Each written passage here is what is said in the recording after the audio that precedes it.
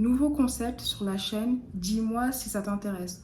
En fait, j'ai lancé un nouveau projet crypto et j'aimerais te partager l'évolution de ce dernier. Donc, ça va être du building public et j'ai même envie qu'on le construise ensemble. Donc, on va voir si ça va être une réussite ou si ça va être un échec. Donc le projet s'appelle BAM, tu vas voir qu'il y a une signification derrière. Le but est de créer une plateforme digitale d'éducation blockchain en Afrique. Pourquoi l'Afrique? Tout simplement parce que je pense que l'Afrique, c'est le futur. L'Afrique, c'est aussi une des régions où la blockchain a d'autant plus de pertinence et d'utilité. Et puis, je ne sais pas si tu sais, mais moi, je suis venue en France quand j'avais 9 mois, 10 mois, tout dans le genre. Mais sinon, je suis née en Afrique. Et ça me tient vraiment à cœur de pouvoir contribuer au développement de la blockchain en Afrique à ma toute petite échelle, hein. Dans tous les cas, on fait ce qu'on peut avec les moyens qu'on a à disposition. Et pourquoi Figital? Parce qu'on veut en même temps créer, organiser des événements physiques d'éducation à la blockchain où le but sera de parler de son utilité, ses cas d'utilisation et ses opportunités. Donc on n'est pas du tout là pour parler de spéculation et d'investissement. Et la partie digitale serait de créer une plateforme de learn to earn. Donc, pour faire simple, le business model serait qu'on travaille avec des projets blockchain qui souhaitent se développer en Afrique et grâce à ça, on pourrait proposer des événements 100% gratuits et développer cette plateforme. Là, c'est l'idée du projet Authenter. Peut-être que Authenter plus un, ça va évoluer parce que tu sais que dans l'entrepreneuriat, les choses évoluent, mais en tout cas, les fondamentaux resteront intacts. Contribuer au développement de la blockchain en Afrique grâce à l'éducation. Donc, dis-moi ce que tu penses de l'idée principale. Si tu es d'accord, on avance. Maintenant, il faut que je te parle de la genèse de ce projet et surtout comment j'en suis arrivée à organiser un événement en Tanzanie. Donc, à la base, j'étais allée en Tanzanie, mais j'avais pas du tout pour ambition d'organiser un événement. Déjà, la Tanzanie, c'est un pays anglophone et je ne connais personne en Tanzanie, mais en y repensant, je me rends compte que ce que je viens de dire, c'était des pensées limitantes. Parce que je parle anglais, donc je peux très bien organiser un événement et même si je connais personne, je peux me développer un réseau pour connaître du monde. Et je voulais te partager cela pour te dire que quand tu as un projet, généralement, ce qui nous sabote, ce sont justement les pensées qui nous limitent. Parce que quand on décide de regarder les opportunités, on se rend compte que même si on ne sait pas trop où aller, à mesure qu'on essaye d'avancer, qu'on fait un pas après l'autre, le chemin va se clarifier et on va avoir des éléments qui vont venir à nous pour nous permettre d'atteindre nos objectifs. Et j'espère en tout cas que c'est ce qui va arriver pour le développement de BAM. Donc, bien que je n'avais pas la volonté d'organiser un événement blockchain, j'avais tout de même la volonté d'assister à des événements blockchain. Et j'avais trouvé un événement qui se déroulait à Buni. Donc Buni, c'est le plus gros hub fintech en Tanzanie. Donc le jour de l'événement, je me rends à Buni et sur place, je me rends compte que personne n'avait entendu parler de cet événement. L'événement avait peut-être été annulé, je ne sais pas. Bon, je décide de rentrer chez moi, mais avant ça, je commence à échanger avec une personne qui travaillait à Buni. Je lui parle de blockchain et la personne me dit qu'elle ne connaissait pas la blockchain. Et là, frérot, j'étais tellement surprise. Je commence à lui dire, mais je comprends pas. Donc là, il y a des gens qui organisent un événement blockchain à Buni, ton lieu de travail, et tu ne sais même pas ce qu'est la blockchain. Et donc là, tu me connais, quand je suis tellement passionnée de cet écosystème, j'ai envie de partager cette passion avec d'autres personnes. Donc j'essaie de le, entre guillemets, blockchainiser, ou en tout cas de lui donner cette volonté d'en savoir plus.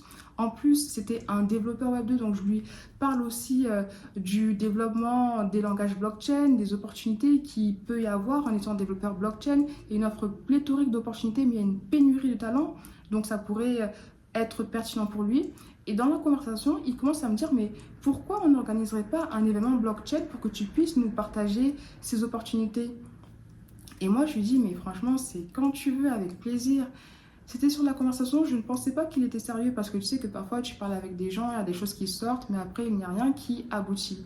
Toujours est-il qu'on échange les contacts et je lui dis que je lui enverrai des informations sur la blockchain plus tard. Donc je rentre chez moi et je vois que lui me relance avant même que je ne lui ai envoyé les informations.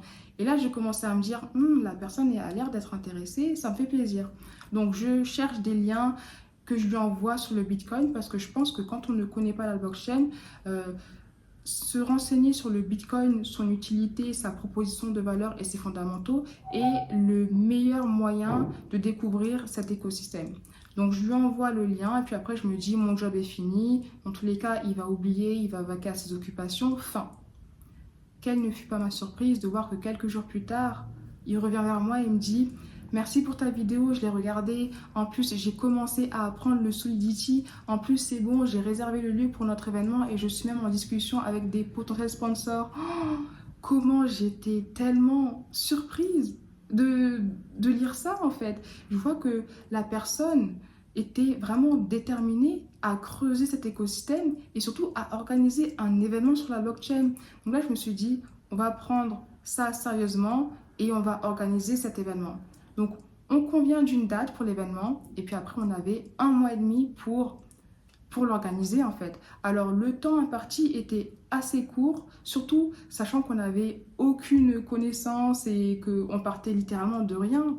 Mais bon, impossible n'est pas crypto-almas, donc on commence à se mettre au charbon. Quel sera le format de l'événement? Au début, on part sur quelque chose de simple, la conférence. Comme ça, on sait qu'il faut juste qu'on arrive à avoir des intervenants, des speakers et aussi des sponsors pour pouvoir financer l'événement. Donc là, je commence à aller sur LinkedIn, je tape blockchain, Dar es Salaam, j'essaie de contacter plusieurs personnes qui sont dans l'écosystème et j'étais tellement agréablement surprise d'avoir des retours positifs de personnes qui ont accepté justement d'intervenir.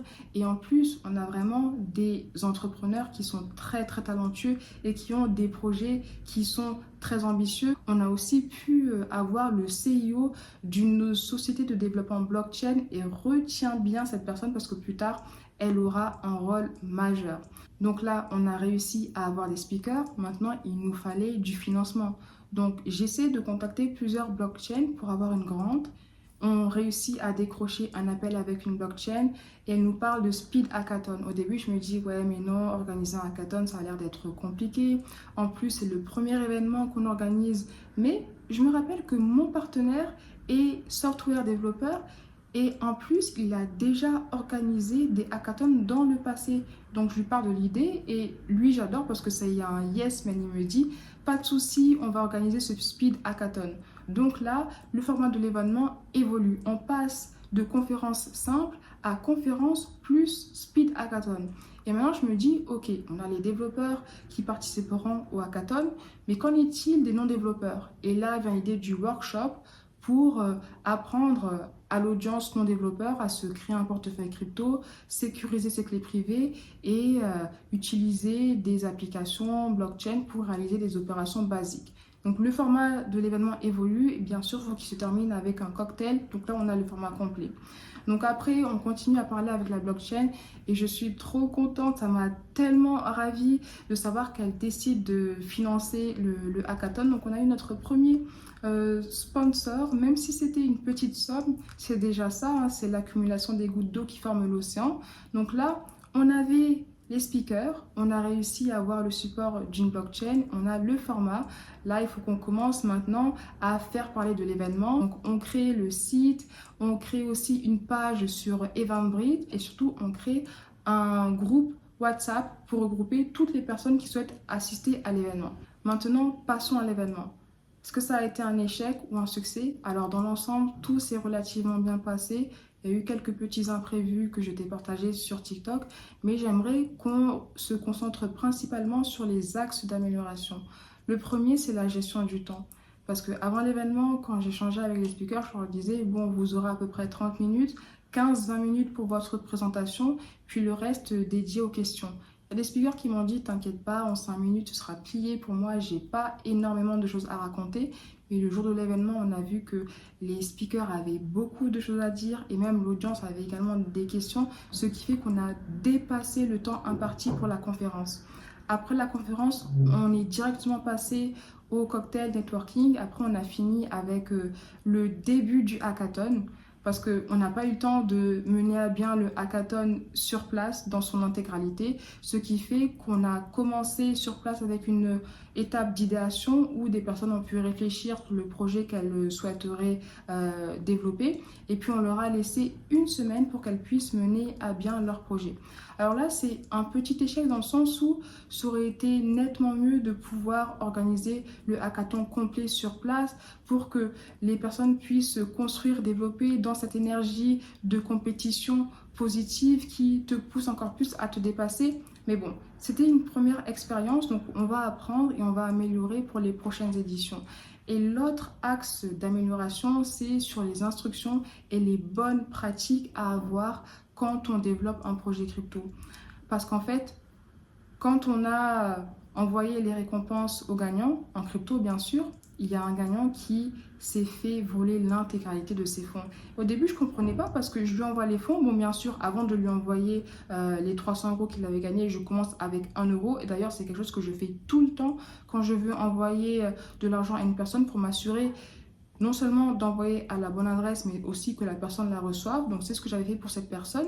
Mais après lui avoir envoyé l'intégralité de sa somme, il se rend compte qu'il n'a plus rien sur son compte. Et on essaie de creuser pour voir ce qui s'est passé. Et en fait, on apprend qu'il avait partagé sa clé privée dans le dossier GitHub de son application. Et donc, il y a un robot qui a dû voir ça, prendre sa clé privée. Et quand il a vu qu'il y avait des fonds, il a tout pris.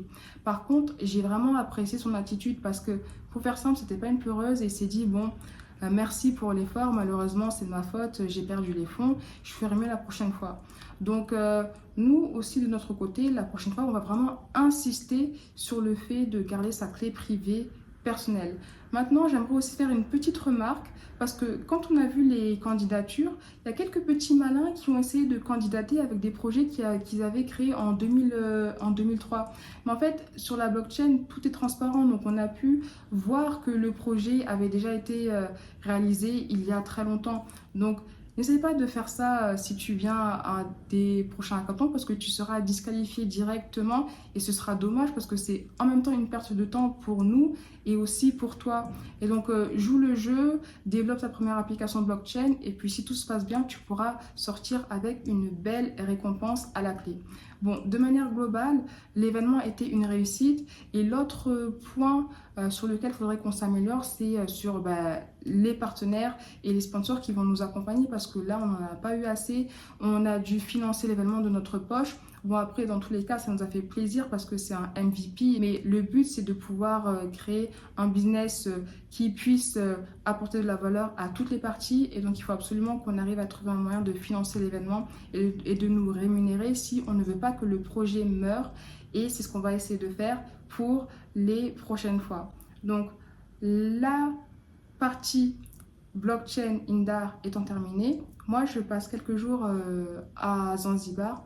D'ailleurs, je t'invite vraiment à visiter la Tanzanie et Zanzibar, c'est vraiment un de mes coups de cœur. Et après, je devais me rendre à Dubaï.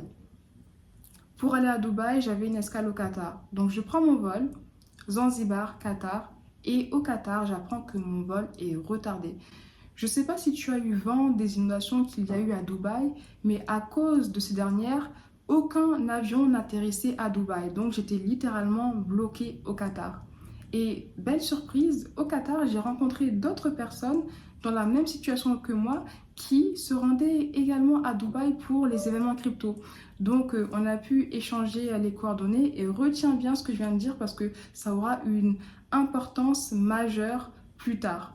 Étant bloqué à Dubaï, notre compagnie aérienne nous réserve un hôtel pour qu'on puisse passer la nuit au Qatar. À l'hôtel, je rencontre une autre personne, en plus une femme, j'étais trop contente, qui travaillait pour une blockchain L2. Donc, on fait un petit Qatar by night. Et le lendemain, je m'envole pour, entre guillemets, Dubaï, parce qu'on a dû faire une escale à Abu Dhabi, parce que Dubaï était encore sous l'eau. Même quand je suis arrivée à Dubaï, c'était la galère pour arriver chez moi. Bref, étant arrivée chez moi, l'épisode Dubaï peut commencer. Donc, pendant une semaine, j'ai pu assister à des événements, échanger avec plusieurs personnes de l'industrie crypto du monde entier, essayer de développer mon réseau.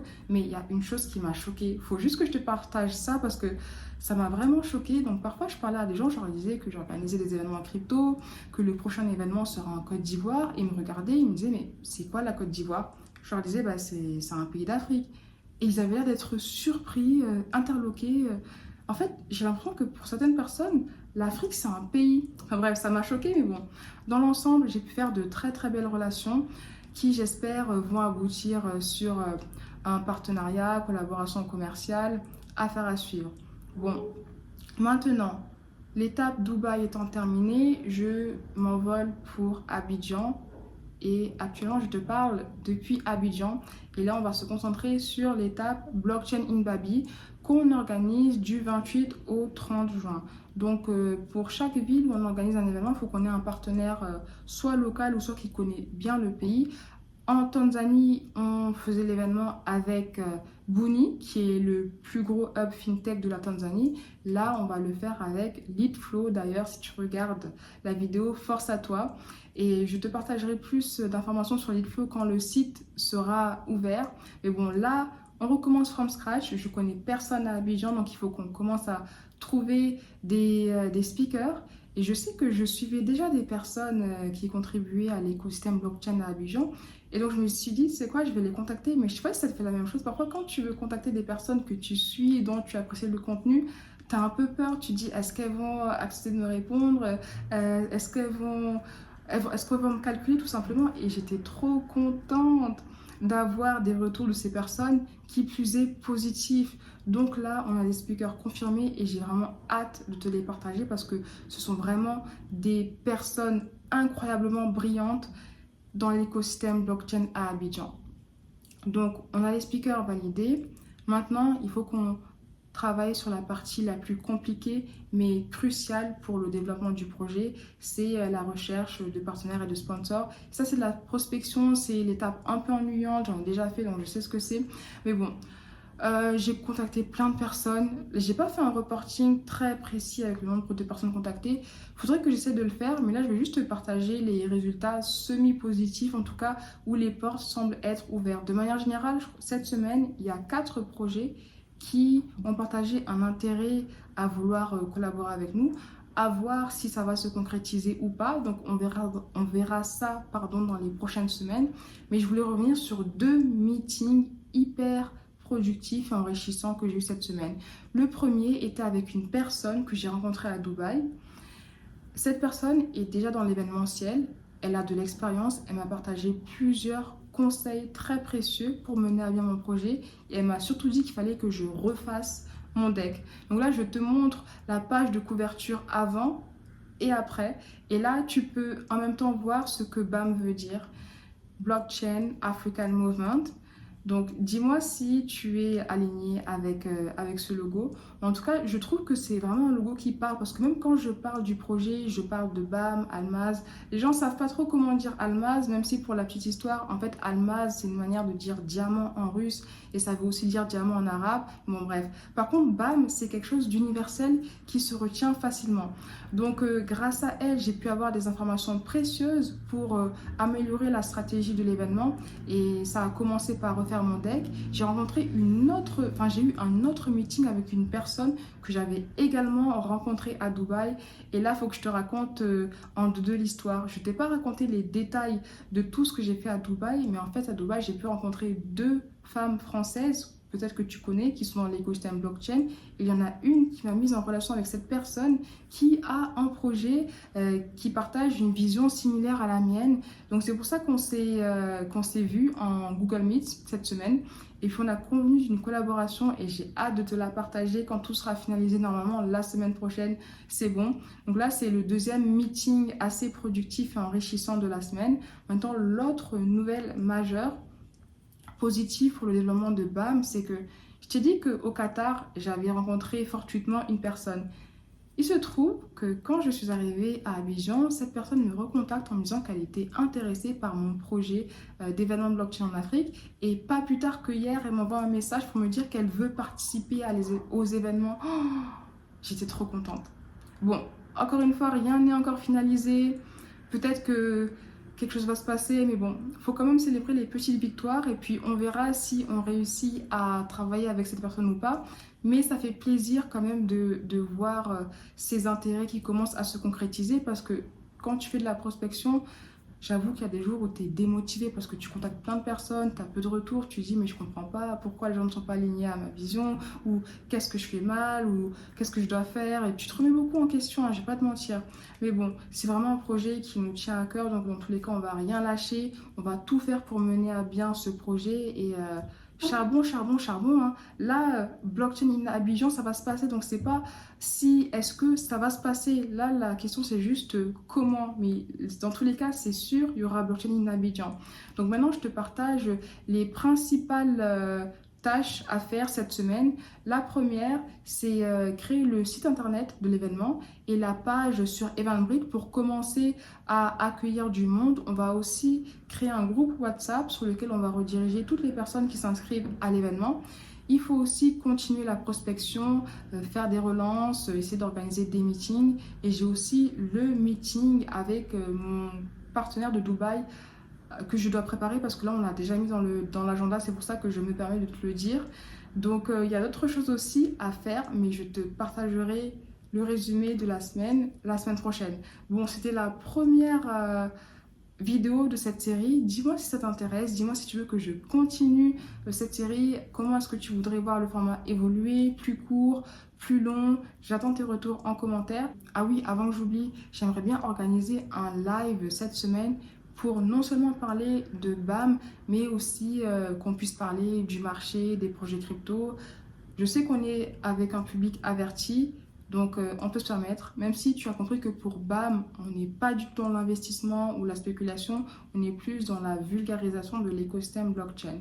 Maintenant, c'est tout pour moi. Merci pour ton temps. Si ce n'est pas encore fait, abonne-toi à la chaîne pour suivre la suite de l'aventure si je continue la série. Et je te dis à très très vite pour une nouvelle vidéo.